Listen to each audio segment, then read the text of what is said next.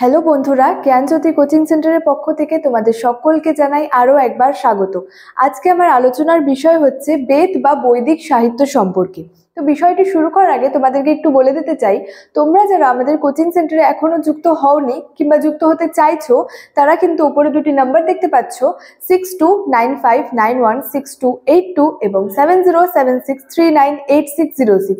এই দুটি নাম্বারের মধ্যে কিন্তু যে কোনো একটি নাম্বারে যোগাযোগ করে আমাদের সঙ্গে যুক্ত হয়ে যেতে পারো। দেরি না করে কিন্তু আজকের বিষয় সম্পর্কে আলোচনা শুরু করছি। দেখো, বেদ বা বৈদিক সাহিত্য, এই যে অতীতের যে বিভিন্ন ঘটনাগুলি রয়েছে, এগুলিকে জানার জন্য ঐতিহাসিকরা যে সমস্ত তথ্যের উপর নির্ভরশীল বা নির্ভর করেন, সেই নির্ভরযোগ্য উপাদান তথ্যগুলি কিন্তু হলো ইতিহাসের উপাদান। এবং এই উপাদানগুলিকে কিন্তু দুটি ভাগে ভাগ করে আলোচনা করা যায়। একটা হলো সাহিত্যিক উপাদান এবং একটি হলো হচ্ছে প্রত্নতাত্ত্বিক উপাদান। এই যে সাহিত্যিক উপাদান রয়েছে, এই সাহিত্যিক উপাদানকে আবার দুটি ভাগে ভাগ করে কিন্তু আলোচনা করা যেতে পারে। একটি হলো দেশীয় সাহিত্য এবং আরেকটি হলো যে বিদেশি সাহিত্য। তো এই যে দেশীয় সাহিত্যের কথা বললাম, এই দেশীয় সাহিত্যের মধ্যে একটি অতি গুরুত্বপূর্ণ উপাদান রয়েছে, সেটি হলো এই বেদ বা বৈদিক সাহিত্য। তো এই যে বেদ রয়েছে বা বৈদিক সাহিত্য রয়েছে, এই বেদ বা বৈদিক সাহিত্যকে কিন্তু চারটি ভাগে ভাগ করে আলোচনা করা যেতে পারে। কি কি দেখো, একটি হলো ঋগ্বেদ, তারপরে হলো সামবেদ, তারপরে হলো যজুর্বেদ, তারপরে হলো অথর্ববেদ। এই চার ভাগে কিন্তু এই বেদ বিভক্ত।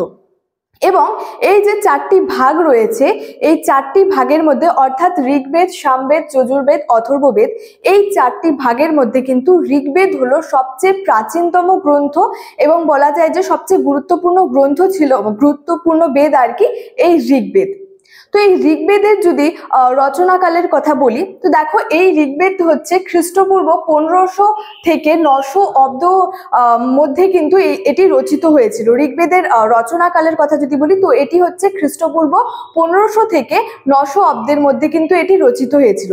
এবং যদি বলি এই যে ঋগ্বেদ থেকে আমরা কি সম্পর্কে জানতে পারি, অর্থাৎ কি জানা যায় এই ঋগ্বেদ থেকে, দেখো এই ঋগ্বেদ থেকে মূলত বলা যায় যে সপ্তসিন্ধু অঞ্চলের হচ্ছে আমরা ইতিহাস জানতে পারি।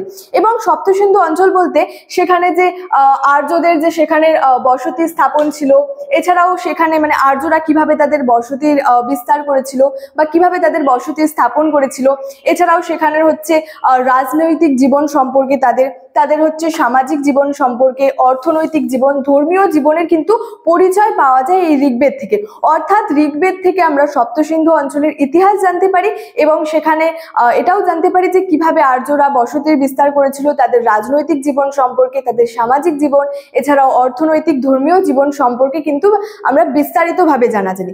এবং এই যে বাকি যে বেদগুলি রয়েছে, অর্থাৎ সামবেদ, যজুর্বেদ, অথর্ববেদ, এই বেদগুলি থেকে কিন্তু বলা যায় যে আমরা পরবর্তী বৈদিক যুগ সম্পর্কে, পরবর্তী বৈদিক যুগের কিন্তু ব্যাপারে আর কি জানতে পারি। এবং এই যে পরবর্তী যুগের কথা বললাম, তো এই পরবর্তী যুগের যদি সময়কালের কথা বলি, দেখো এই পরবর্তী ঋগ্বৈদিক যুগের সময় রচনাকাল দেখেছিলাম আমরা যে খ্রিস্টপূর্ব 1500 থেকে 900 অব্দ পর্যন্ত।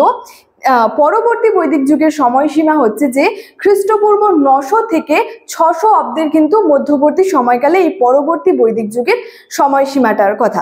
এবং এই পরবর্তী বাকি বেদগুলি থেকে আমরা পরবর্তী বৈদিক যুগের হচ্ছে যে আর্যদের যে সেখানে যে সম্প্রসারণ এবং আর্য অনার্য যে সংস্কৃতির মিশ্রণ, এছাড়াও সেখানে পরবর্তী আর্যদের যে সামাজিক অবস্থা থেকে শুরু করে তাদের রাজনৈতিক অবস্থা, তাদের ধর্মীয় জীবন সম্পর্কে কিন্তু আমরা বিস্তারিতভাবে জানতে পারি। তো ঋগ্বেদ থেকে আমরা যেমন এটা জানতে পারি যে আর্যদের বসতি স্থাপন, তাদের রাজনৈতিক অবস্থা সম্পর্কে। পরবর্তী অপর বেদগুলির থেকে আমরা পরবর্তী বৈদিক যুগের বিভিন্ন অবস্থা সম্পর্কে কিন্তু জানতে পারি। তো এই ছিল আজকে আমার আলোচনার বিষয়। ভিডিওটি ভালো লাগলে অবশ্যই লাইক, কমেন্ট এবং বন্ধুদের সঙ্গে শেয়ার করে দিবে। দেখা হচ্ছে তোমাদের সঙ্গে পরবর্তী ভিডিওতে। ততক্ষণের জন্য ভালো থেকো, সুস্থ থেকো। Thank you so much. Thanks for watching.